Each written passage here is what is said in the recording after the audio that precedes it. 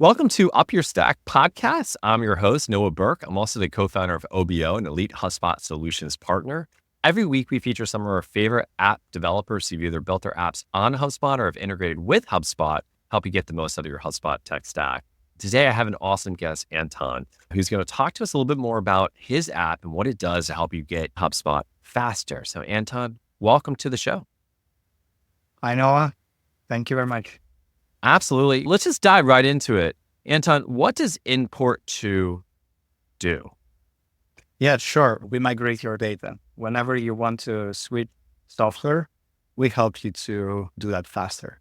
And you know what? I'm sure a lot of people are listening, but heck, that happens all the time. Maybe they're not necessarily switching their software all the time, but they're going ahead and saying, how do I better migrate that software? And so I guess my big question is, there's other applications who kind of help with this how did this app come about? Like, why did you create it in the first place? Actually, it's interesting. I don't think there are many software or apps that are doing that. It's a difficult problem. A small number. You are right about that. There's not a lot of them. Yeah. And like the typical way to do that would be like using our built-in CSV import tools or hiring a consultant who would do that for you. So it's like a different take on this problem. And how it happened, it takes us to 2011, so almost 40 years ago. We were in a startup incubator, and our idea was something like a Slack. Like there was no Slack yet, but something like a Slack. And like a big part of the Slack was when it came was all those integrations with different pieces of software that you use in your team, and they would fill in this activity stream. Oh, what's happening there was happening here. And like that part we got right, but the chatting part is what we were missing. And so we didn't get any traction, and we had this like bunch of software that could connect well with different apps.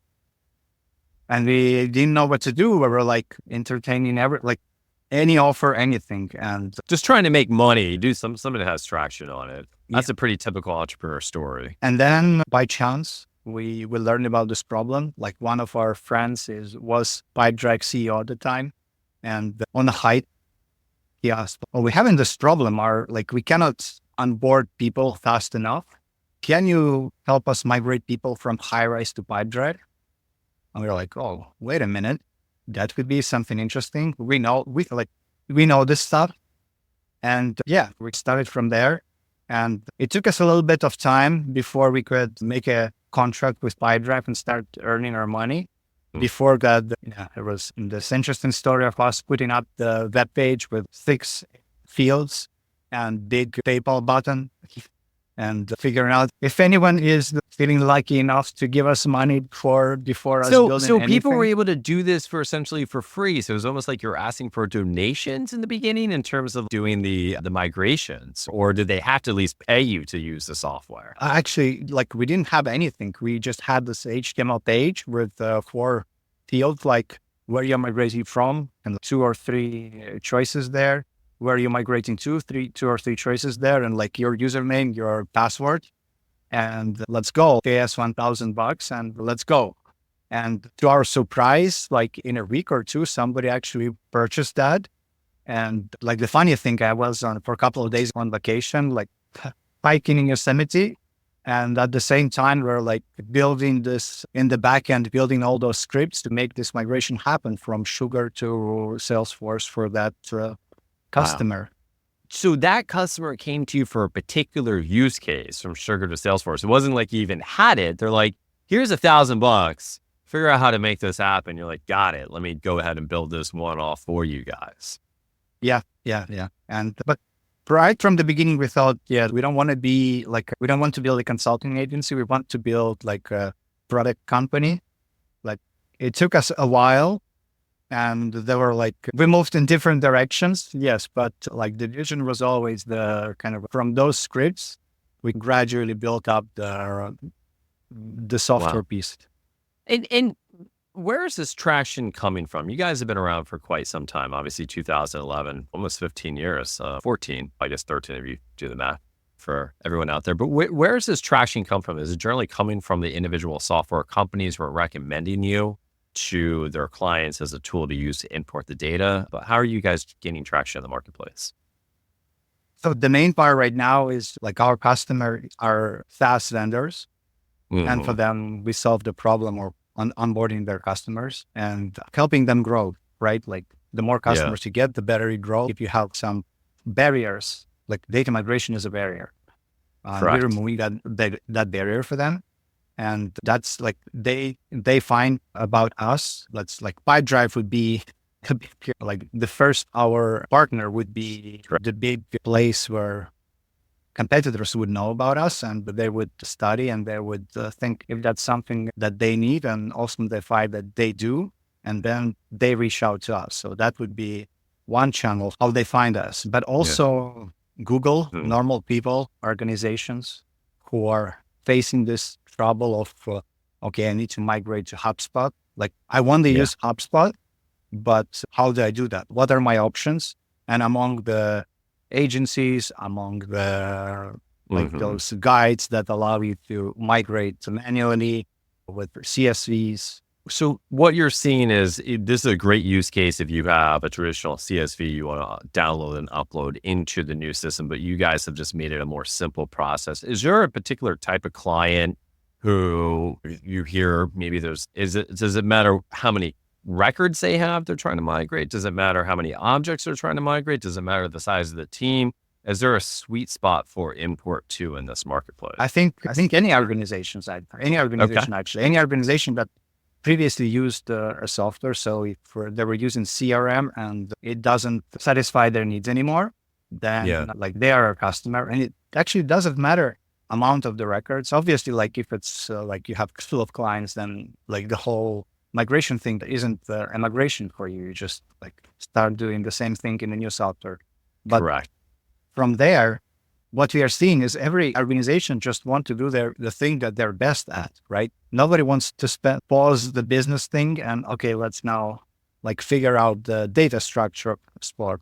Where do tasks go into? Where do nodes go into? And what is the right way to move the description of a node? What is the right way to move like phone numbers of a customer?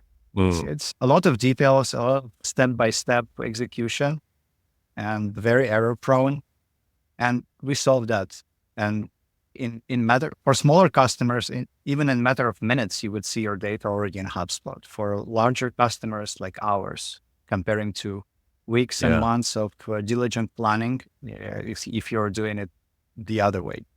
Sure, absolutely. And with your software, I know a lot of times clients, hey, I want to move all my activity history over because I want to continue to report on all my activity history. And are clients able to use your software for those type of use cases? Sure. Yeah. And do you notice when most companies come to you, are they coming to you because they're saying, hey, listen, I tried doing this on my own, but it wasn't successful? Or are they coming to you being like, hey, I just know I don't want to do this on my own. I want a tool to be able to do this for me. And then you guys are my first choice. Both. But like with HubSpot, there is a segment of customers who actually try doing it on their own because HubSpot has a nice integration with Salesforce. And it synchronizes a lot of traditional CRM data between those two, but it's not the migration, it's synchronization. And like the devil is in the details. And like the problem is with those activities and like leaking records correctly and all like error handling when there is like mismatches and with synchronization, you have to like always keep that up to date. With migration, like one-off switch. And like people are coming to us and telling us, okay, I've done this thing and can you complete this, finish that? Sometimes we can, sometimes we ask them, okay, let's revert this and let's do it like a clean slate and we do everything and it will be faster and less stressful. Now, most people think of migration and they're like, how hard can it be? You just download some records and you upload some records and it lines up perfectly. Like, how hard is this? They may be asking themselves, like, why is there even tools out there that do this? Shouldn't this be easy? I'm speaking from the standpoint of a business user who's never done anything technical before. But explain to me what goes into it. Why is this challenging for an organization to generally do a migration on their own without leveraging something like an Import2 or a consultant? I might be going too technical here, but first of all, every app has a different data model, and HubSpot has a certain way of representing phone numbers. Let's say PipeDrive has the other way. And like, how do you reconcile that? How do you make sure you're not losing anything? Then the other thing is what is the right order of importing those like files or those objects or those records? What goes first? Do contacts go first or opportunities, deals go first? And if I have imported something, how do I connect? Like deal is how do I preserve this link between that deal A is linked to that customer or that contact and replicate this whole structure in the software that I actually don't have I don't know how HubSpot works. I don't know its data model. It's actually quite difficult. And like making sure, like, for instance, completed tasks are actually completed, not now all the tasks are again open and you need to go and, I don't know, manually send them off. So in other words, it's preserving a lot of what's existing. I think a lot of people don't realize that. They're like, how hard can it be to download and upload your deal objects? But then you need to be able to connect those deals to the appropriate contact, to the appropriate company record, making sure all those activities are associated to the appropriate deal or company record or contact record. Maybe you don't want it all associated because you didn't have it all associated before. Maybe you have a custom object here or there. Yeah, custom object, custom fields is another big piece of it. And that's actually one of the requested features, recreating the whole structure that you had in your previous software in the new software, like custom object, custom fields, and then like automatically mapping all the data into the right places. If I had like something filled in that particular field on an account, it's moved to HubSpot on the corresponding company into the same custom field in the appropriate format. And let's take some of your more complicated use cases. I know for a simple use case, you're like, yeah, in a couple of minutes, you can be up and running with all your data in a new system. But let's take a more complicated use case. Maybe it's a larger sales organization or customer service, marketing, sales, and they're migrating from, let's say, Salesforce into HubSpot. What are things that you think would surprise or end users are generally surprised about, either A, in the amount of time it takes to do, or B, what the requirements are in general? What are they seeing when they're doing this? And what are things they should be prepared for themselves when especially leveraging a tool like Import to handle this migration? Is there prep work they need to be working on in advance? Walk me through what the expectation would be for the customer. Yeah, I think one thing that comes to mind is like the switch over. Migration is done. You have to start working in the new software. You cannot continue working in the old software and think that somehow magically all the data will end up in the HubSpot. So that's, I guess, the most important part. Other than that, I would say the software takes care, like Import2 takes care of most aspects. So it actually walks you through, and it allows you to do the sample migration and check if everything is working. Like if everything that you see in your old software, you see now in your software, or something is missing. If something is missing or something isn't quite right, you can tweak that and try again. Yeah. And this way, it doesn't like the people can continue working, or like your team can continue working in the old software until you get that just right. And then it's a matter of clicking the button and having all your data moved over and just starting anew in the new software.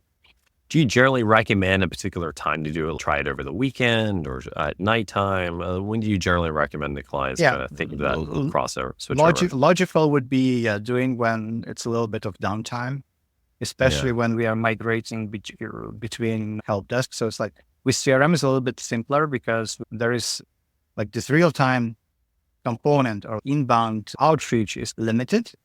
Yeah. You can control, but with very busy help desks, it's like you have to be on point with that help desk. You have to know, like, all right, last ticket coming through the help desk at 12 p.m. starting 12:01. It's all coming through this other system. So there's a lot of other things they should probably be thinking about. Obviously, we've been making that switch over. And to your point, downtime makes the most sense when the least tickets are coming in, so they can effectively capture all of them. Yeah, and I guess two more things. One is kind of a matching or deduplication. Because if you already have some data in your new CRM help desk, you don't want to create duplicates. You want it to be able to intelligently find that data and attach like everything. Replace that account from here with that already existing company in HubSpot, but attach everything to that one. So that's an important bit. And also data validation piece. I think that's the hardest part, because every app, CRM, help desk, they have their own business rules, validation rules. For some, the phone has to look this way, for the other way. And figuring out that manually with CSV files, it's a very big pain. And same with data form, like dates format, right? Like that format or this format. And you open your CSV file in Excel, it changes the format just for no obvious reason. And you end up with case files. Not what you wanted in the end in that particular situation. One of the questions is, I know there's not necessarily a lot of companies who do what you do. There are some, but how would you say you differentiate yourself versus your competitors in this space? Yeah, I would say we aim to be the fastest.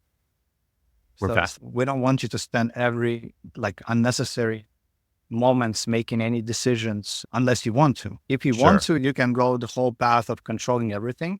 But in general, we believe that customers want to get back to their core thing fastest possible way. And we aim for speed, simplicity, and making smart decisions for you, smart defaults, automating things like recreating the strong data structures, custom data structures, custom fields, custom objects for you right there before you even think about it. So one of the questions I guess I really have is, what's the future of Import2? Obviously, there's a lot going on with AI these days, but what's the future for you guys? What are you working on these days? One big direction is to be able to offer migration into the broader niches, broader ecosystems, more software. So historically, we've been more CRM and help desk oriented. Now we are broadening this into marketing, applicant tracking system, project management. Basically, our belief is that we are helping to speed up the innovation. Like, companies' growth or organizational growth should not be bound by the software that they're using. If software is not working for them anymore, they should be free to go and use the better software. And HubSpot growth over the last years was testament to that. How many organizations found out that the HubSpot is the real thing that they should be, that works better for them? Yeah. So fueling that. And with AI, we already have a piece of that when we automatically recreate data structures, automatically find the right places where matching the right place in one app to the right place in the other app. And we are looking for leveraging AI to support more migration, basically supporting any migration from any point A to point B software. And So I love what you said earlier, really about freeing people to pick and choose what software they want to go to and taking away the hurdle of the migration itself. And obviously, there's more to it than just the data to get into the new system, but this is a big piece that companies are constantly battling with, is how do we migrate that data appropriately? And in your lessons learned, do you generally point people to a checklist of things they should be keeping in mind? Is there material out there in terms of, hey, when you're migrating, these are things that other customers have come across that you may want to consider? Are there any other tips that you may have for people who are looking to migrate from one software to the next? Yeah, we generally try to codify the experience. So this is the 14 years of experience. Like every new beat we learn that, it should be happening this way. We are trying to make sure that the next customer who does the same thing, for them, it's already happening automatically, intelligently, not requiring them to think about it. And it's very hard to do when you're doing that manually, or when you're asking customers, okay, here is the guide, you do it yourself. It's when you stumble on the same thing every time, you want to remove that thing from your path, and you don't want to feel that pain again. And it's possible when this is your core thing that you're doing, like migration for Import2. But if it's something you're doing only once or once in a while, I don't think you have enough incentive to improve that or to automate that. Yeah, absolutely. You've been running this for quite some time. What of you looking back, and you could have given advice to yourself back in 2011, what advice would you give yourself now as an early entrepreneur? Good question. I guess I would try to be more focused, not I think that's running a common for, answer. I give the same thing to people as well. not running for every new shiny thing around. Is just taking this thing that you're doing and continuing doing it and figuring out how to make it compound faster. Yeah, you know what? I think that's great advice, and I think a lot of entrepreneurs need to hear it. As an entrepreneur, by its nature, you're probably chasing shiny objects because there's always going to be a new shiny object to chase as you're going along. Anton, this has been a great conversation. Thank you so much for coming on, sharing what Import2 does, what migrations are like, what people need to do to prep for migrations in advance. And to all of our listeners, thank you for joining us today. Really wraps up today's conversation with Anton from Import2. And again, UpYourStack is a weekly podcast that features app partners, people who've either built the app on HubSpot or integrated with HubSpot, and brought to you by OBO, an elite HubSpot solutions partner. Anton, if people are interested to learn more about you, how do they find out about you and how do they find out more about Import2? Yeah. So first of all, Noah, thank you very much for this opportunity to tell our story and talk about migration. Not every day I have this opportunity. Great. Yeah. You can find us on LinkedIn, Import2, import as a word, 2 as a number, Import2. And on X, at Import2. Here it's import and then 2 letters, TO, Import2. Awesome. Anton, thank you again so much. And again, if you guys are interested in leveling up your own HubSpot, feel free to reach out to the OBO Group, www.theobogroup.com. And again, that wraps us up. Again, thanks for joining us.